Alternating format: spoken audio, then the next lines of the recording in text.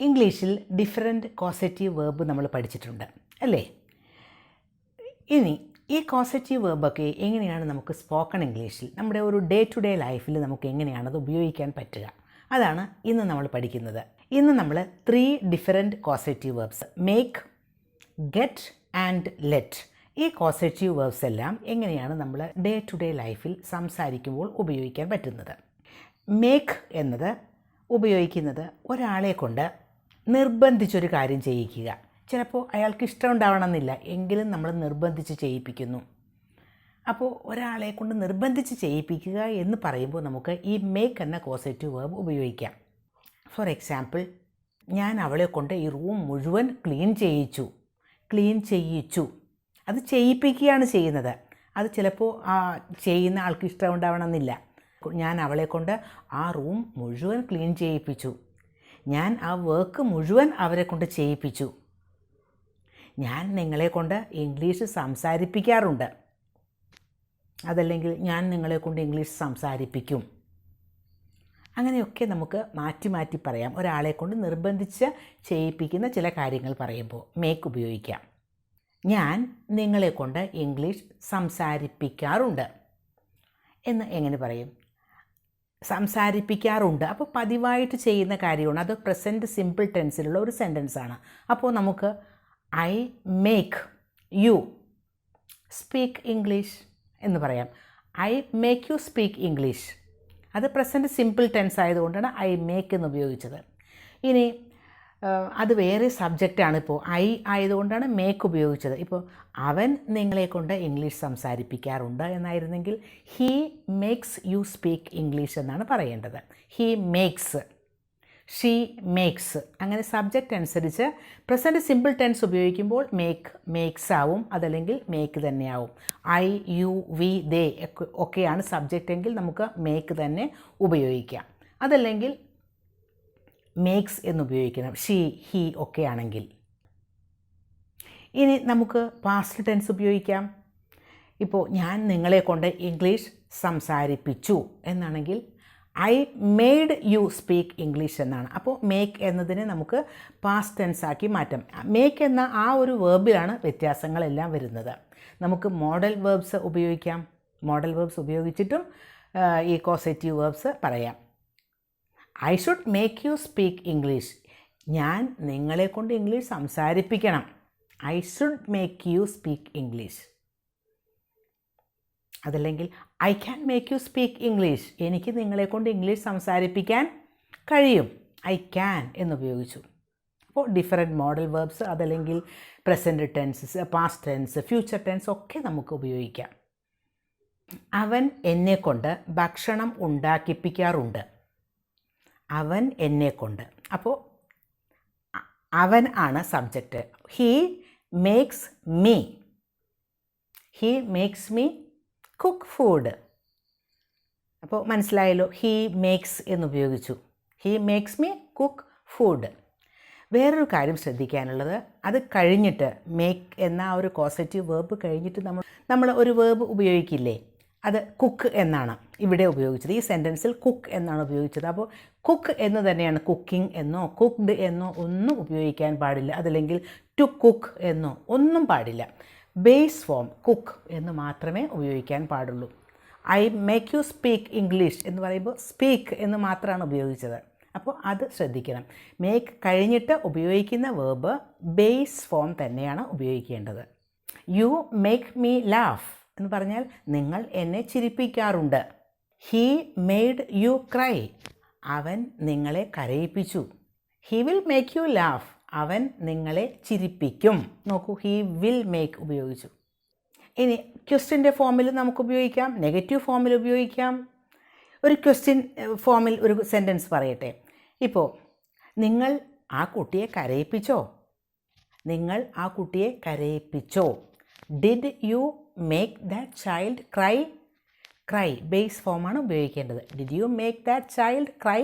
ഇനി അതല്ലെങ്കിൽ റെഗുലറായിട്ടുള്ള ഒരു കാര്യമാണ്, നിങ്ങൾ ആ കുട്ടിയെ കരയിപ്പിക്കാറുണ്ടോ എന്നാണെങ്കിൽ do you make that child cry? അപ്പോൾ അതുപോലെ ഏത് ഫോമിൽ വേണമെങ്കിലും നമുക്ക് ഉപയോഗിക്കാം. You should not make children cry. You should not make children cry എന്ന് പറഞ്ഞാൽ നിങ്ങൾ കുട്ടികളെ കരയിപ്പിക്കാൻ പാടില്ല. You should not do that എന്നാണ്. You should not make children cry. അപ്പോൾ മേക്ക് എന്നത് ഉപയോഗിക്കുന്നത് മനസ്സിലായല്ലോ. പിന്നെ ഗെറ്റ് എന്നതും ഒരു കോസറ്റീവ് വേർബായിട്ട് നമുക്ക് ഉപയോഗിക്കാം. അവിടെയും നമ്മൾ ഒരാളെ കൊണ്ട് ചെയ്യിപ്പിക്കുന്നതാണ്. പക്ഷേ ആരെ കൊണ്ട് ചെയ്യിപ്പിക്കുന്നു എന്ന് പറയേണ്ട ആവശ്യമൊന്നുമില്ല. ഇപ്പോൾ ചില കാര്യങ്ങളൊക്കെ ഇല്ല, നമ്മുടെ കാറിന് ഒരു റിപ്പയർ വർക്ക് വന്നു, നമ്മൾ എന്താ ചെയ്യുക, അത് വർക്ക്ഷോപ്പിൽ കൊടുത്ത് നന്നാക്കിപ്പിക്കും അല്ലേ. എൻ്റെ കാറ് ഞാൻ നന്നാക്കിപ്പിച്ചു എന്ന് പറയാം. അതല്ലെങ്കിൽ എൻ്റെ കാറ് ഞാൻ വർക്ക്ഷോപ്പിൽ കൊടുത്ത് മെക്കാനിക്കിനെ കൊണ്ട് നന്നാക്കിപ്പിച്ചു എന്നൊന്നും പറയേണ്ട കാര്യമില്ല. എൻ്റെ കാറ് ഞാൻ നന്നാക്കിപ്പിച്ചു. അതുപോലെ എൻ്റെ മുടി ഞാൻ മുറിപ്പിച്ചു, എൻ്റെ മുടി ഞാൻ മുറിച്ചു എന്നത് എൻ്റെ മുടി ഞാൻ ഒരു ബാർബറെ കൊണ്ട് കട്ട് ചെയ്യിപ്പിച്ചു എന്ന് പറയേണ്ട കാര്യമുണ്ടോ? എൻ്റെ മുടി ഞാൻ കട്ട് ചെയ്യിപ്പിച്ചു എന്നല്ലേ പറയാറുള്ളൂ സാധാരണ. ഒരു മൊബൈൽ ഫോൺ നമ്മുടെ കേടായി, നമ്മൾ എന്താ ചെയ്യുക, നമ്മളത് നന്നാക്കിപ്പിക്കും അല്ലേ. അപ്പോൾ അത് ഞാൻ മെക്കാനിക്കിനെ കൊണ്ട് നന്നാക്കിപ്പിച്ചു എന്ന് പറയേണ്ട കാര്യമില്ല അവിടെയൊന്നും. അതൊക്കെ നമുക്ക് അങ്ങനെ പറയേണ്ട കാര്യമില്ലല്ലോ. അതുകൊണ്ട് തന്നെ നമുക്ക് എൻ്റെ കാറ് ഞാൻ നന്നാക്കിപ്പിച്ചു, എൻ്റെ കാറ് ഞാൻ കഴുകിപ്പിച്ചു, എൻ്റെ റൂം ഞാൻ ക്ലീൻ ചെയ്യിപ്പിച്ചു എന്നൊക്കെ പറയാം. അപ്പോൾ നമുക്ക് ഗെറ്റ് വളരെ ഈസി ആയിട്ട് ഉപയോഗിക്കാം. I got my car cleaned എന്ന് പറഞ്ഞാൽ എൻ്റെ കാറ് ഞാൻ ക്ലീൻ ചെയ്യിപ്പിച്ചു എന്നാണ്. I got my car cleaned. I got my car washed എന്ന് പറഞ്ഞാൽ ഞാൻ എൻ്റെ കാറ് കഴുകിപ്പിച്ചു. I get my car cleaned എന്ന് പറഞ്ഞാൽ ഗെറ്റാണ് ഉപയോഗിച്ചത്. അപ്പോൾ അത് പ്രസൻറ്റ് ടെൻസിലാണ്. നമ്മൾ റെഗുലറായിട്ട് ചെയ്യുന്ന കാര്യങ്ങൾക്ക് പ്രസൻറ്റ് സിമ്പിൾ ടെൻസാണ് ഉപയോഗിക്കുന്നത്. അപ്പോൾ ഗെറ്റ് ഉപയോഗിക്കാം. I get my car washed. അപ്പോൾ അത് റെഗുലറായിട്ട് ഞാൻ എൻ്റെ കാറ് കഴുകിപ്പിക്കാറുണ്ട്. I get my rooms cleaned. ഞാൻ എൻ്റെ റൂംസൊക്കെ ക്ലീൻ ചെയ്യിപ്പിക്കാറുണ്ട്. I will get my room cleaned tomorrow. നാളെ എൻ്റെ റൂം ഞാൻ ക്ലീൻ ചെയ്യിപ്പിക്കും എന്നായി. പക്ഷേ ഇവിടെ ഒരു കാര്യം ശ്രദ്ധിക്കണം. ഗെറ്റ് എന്ന കോസറ്റീവ് വേർബ് ഉപയോഗിച്ച് കഴിഞ്ഞിട്ട് നമ്മൾ ഉപയോഗിച്ചേക്കുന്ന വെർബ് ക്ലീൻഡ്, വാഷ്ഡ് എന്നൊക്കെയല്ലേ, റിപ്പയർഡ് എന്നൊക്കെയാണ്. അതെന്താ, വേർബിൻ്റെ V3 ഫോം അല്ലെങ്കിൽ പാസ്റ്റ് പാർട്ടിസിപ്പിൾ ഫോമാണ്. അപ്പോൾ അതാണ് അവിടെ ഉപയോഗിക്കേണ്ടത്, V3 ഫോം. മേക്ക് ഉപയോഗിച്ചപ്പോൾ V1 ഫോം അല്ലെങ്കിൽ ബേസ് ഫോമാണ് ഉപയോഗിച്ചത്.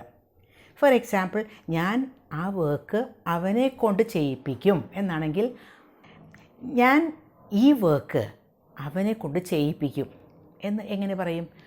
I will make him do this work. I will make him do this work. ഞാൻ ഈ വർക്ക് അവനെ കൊണ്ട് ചെയ്യിപ്പിക്കും എന്നാണ്. I will make him do this work. നോക്കൂ, ഡു ആണ് ഉപയോഗിച്ചത്. ഇനി ഈ വർക്ക് ഞാൻ ചെയ്യിപ്പിക്കും. I will get this work done.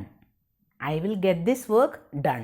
നോക്കൂ, ഡൺ ഉപയോഗിച്ചു, വേർബിൻ്റെ V3 ഫോം. അവിടെ ആരെ കൊണ്ട് എന്ന് നമ്മൾ പറയുന്നില്ല. അവിടെ പറയണമെന്നൊരു കാര്യമില്ലെങ്കിൽ അത് പറയേണ്ട ആവശ്യമില്ല. അപ്പോൾ ആരെ കൊണ്ട് എന്നവിടെ പറയേണ്ട ആവശ്യമില്ല, അതുകൊണ്ട് നമ്മൾ പറയുന്നില്ല. ഈ വീട് ഞാൻ അവരെ കൊണ്ട് പെയിൻറ്റ് ചെയ്യിപ്പിക്കും. I will make them paint this house. I will make them paint this house. അവരെ കൊണ്ട്, അതുകൊണ്ടാണ് ദം ഉപയോഗിച്ചത്. Paint this house. പെയിൻറ്റ് എന്ന വാക്ക് V1 ഫോമാണ്. ഞാൻ ഈ വീട് പെയിൻറ്റ് ചെയ്യിക്കും എന്നാണെങ്കിലോ I will get this house painted. നോക്കൂ, I will get this house painted. Painted എന്ന് ഉപയോഗിച്ചത് V3 ഫോമാണ്. ഞാൻ ഈ വീട് പെയിൻറ്റ് ചെയ്യിപ്പിക്കും എന്നായി. അവരെ കൊണ്ട് എന്നൊന്നും അവിടെ പറയുന്നില്ല. I will get this house painted. ഞാൻ എൻ്റെ ഡ്രസ്സ് അവളെ കൊണ്ട് വാഷ് ചെയ്യിപ്പിക്കും എന്നാണ്. ഞാൻ ഈ ഡ്രസ്സ് അവളെ കൊണ്ട് വാഷ് ചെയ്യിപ്പിക്കും. അപ്പോൾ I will make her wash this dress. I will make her എന്നാണ് ഉപയോഗിച്ചത്. അതേസമയം ഞാൻ ഈ ഡ്രസ്സ് വാഷ് ചെയ്യിപ്പിക്കും എന്നാണെങ്കിലോ I will get this dress washed. ശ്രദ്ധിക്കുക, മേക്ക് ഉപയോഗിച്ചപ്പോൾ വാഷ് ആണ് ഉപയോഗിച്ചത്, അതേസമയം get ഉപയോഗിച്ചപ്പോൾ washed.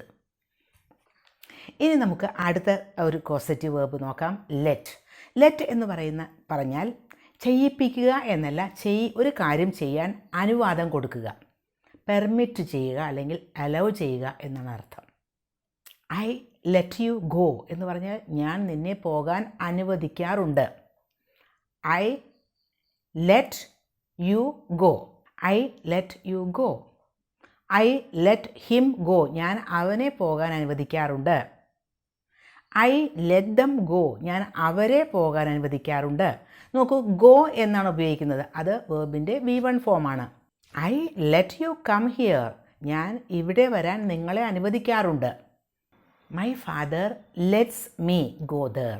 My father lets. നോക്കൂ, singular subjects he, she, it, അതുപോലെ തേർഡ് പേഴ്സൺ സിംഗുലർ സബ്ജക്റ്റ് ഒക്കെ ആണെങ്കിൽ ലെറ്റ്സ് എന്ന് ഉപയോഗിക്കാം പ്രസൻറ്റ് സിമ്പിൾ ടെൻസിൽ. My father lets me come here. എൻ്റെ ഫാദർ ഇവിടെ വരാൻ എന്നെ അനുവദിക്കാറുണ്ട്. ഇനി പാസ്റ്റ് ടെൻസിലാണെങ്കിൽ നമുക്ക് ലെറ്റ് എന്ന് തന്നെയാണ് ഉപയോഗിക്കേണ്ടത്. കാരണം അതിൻ്റെ ലെറ്റ് എന്നതിൻ്റെ പാസ്റ്റ് ടെൻസ് ഫോം ലെറ്റ് തന്നെയാണ്. He let her go yesterday.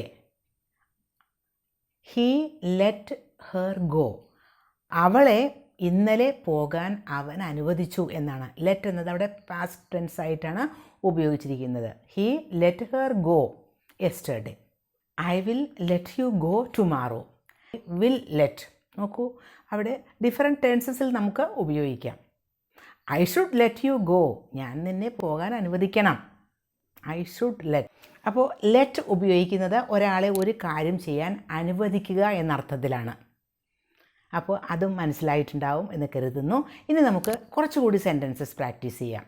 ആദ്യം മലയാളം സെൻറ്റൻസസ് പറയുമ്പോഴേക്കും ഇംഗ്ലീഷ് സെൻറ്റൻസ് ആലോചിച്ച് വയ്ക്കണം. അവൾ അവളുടെ കുട്ടികളെ കൊണ്ട് ഡിന്നറിന് മുമ്പ് ഹോംവർക്ക് ചെയ്യിക്കാറുണ്ട്. She makes her children do homework before dinner. അവൾ എന്നെക്കൊണ്ട് ഒരു ഹൊറർ മൂവി വാച്ച് ചെയ്യിച്ചു. She made me watch a horror movie. ആ മൂവി എന്നെ കരയിച്ചു. The movie made me cry. നിങ്ങൾക്ക് എന്നെ ചിരിപ്പിക്കാൻ പറ്റുമോ? Can you make me laugh? നിങ്ങൾ എന്നെ ചിരിപ്പിക്കുമോ? Will you make me laugh? നിങ്ങൾ അവളെ കരയിച്ചോ? Did you make her cry? അടുത്ത ആഴ്ച ഞാൻ എൻ്റെ മുടി കട്ട് ചെയ്യിപ്പിക്കും. I will get my hair cut next week. Students അവരുടെ എസ്സേസ് ചെക്ക് ചെയ്യിച്ചു. The students got their essays checked. അവൻ അവൻ്റെ വാഷിംഗ് മെഷീൻ നന്നാക്കിപ്പിച്ചു. He got his washing machine fixed. John അവൻ്റെ കാർ വാഷ് ചെയ്യിച്ചു. John got his car washed. നിങ്ങൾ എന്നെ പോകാൻ അനുവദിക്കുമോ? Will you let me go? ദയവ് ചെയ്ത് എന്നെ പോകാൻ അനുവദിക്കൂ. Please let me go. Geetha ഇവിടെ വരാൻ അവളുടെ പേരൻസ് അനുവദിച്ചില്ല. Geetha's parents didn't let her come here. Geetha ഇവിടെ വരാൻ എന്തുകൊണ്ട് അവർ അനുവദിച്ചില്ല? Why didn't they let Geetha come here? ഞാൻ നിന്നെ TV വാച്ച് ചെയ്യാൻ അനുവദിക്കും. I will let you watch TV. അപ്പോൾ ഇതുപോലെയുള്ള സെൻറ്റൻസസ് കൂടുതൽ ഉണ്ടാക്കി പ്രാക്ടീസ് ചെയ്യുക. തീർച്ചയായും നിങ്ങൾക്ക് യൂസ്ഫുൾ ആയിരിക്കും. Thank you.